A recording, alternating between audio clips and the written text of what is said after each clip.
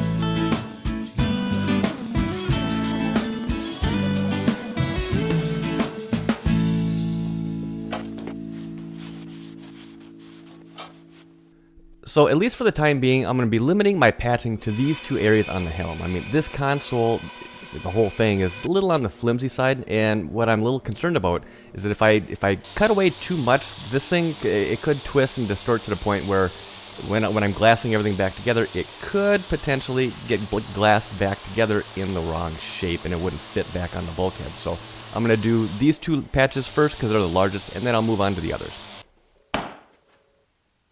I'm going to be using these two pieces of plywood that I cut on the bandsaw as my backing pieces for laying the glass. And I'm actually going to be doing this a little bit differently than how I normally do it. A bit of an experiment, if you will.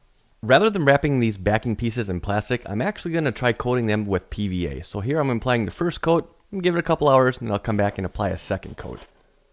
And the reason that I'm doing this is because I want to be able to remove this plywood so that I can add additional pieces of glass to the back after I get the glass on the front laid up.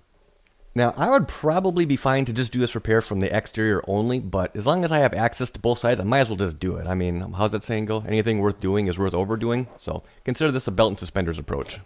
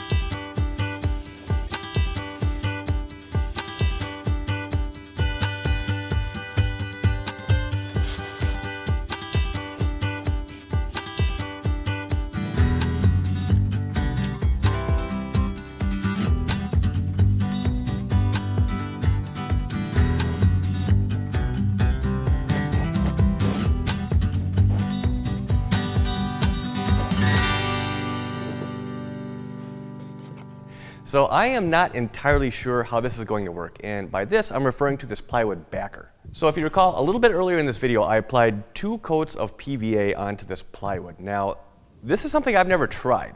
I have no strong reason to think that it won't work, but again, I've never tried it, so I don't know for sure. And to get started, I'm going to apply 1 layer of 1708 over this whole area, with the exception of these 4 corners. Now, this is kind of a tight little area, so these screws are a little bit close to where I like to have them ideally. So what I'm going to do is I'm going to apply the first layer, and I'm going to have these corners essentially chopped off. So it'll be tabbed in along the top and bottom as well as the sides. With that said, let's get our glass cut, resin mixed up, and at least get this first layer down. I mean, what's the worst that can happen, right?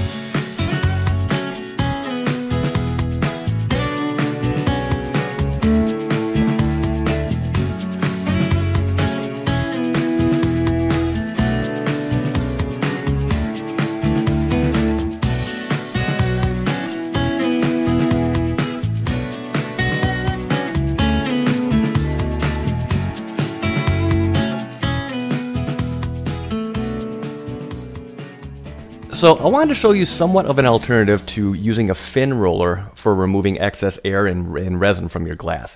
Now, I've always called this walking the dog. Don't ask why, I don't have a good answer, but it's just what I've always called it. But in a pinch, this works really, really well. I'm not going to say it's as good as using a fin roller, but for small areas like this, it actually works out very, very well.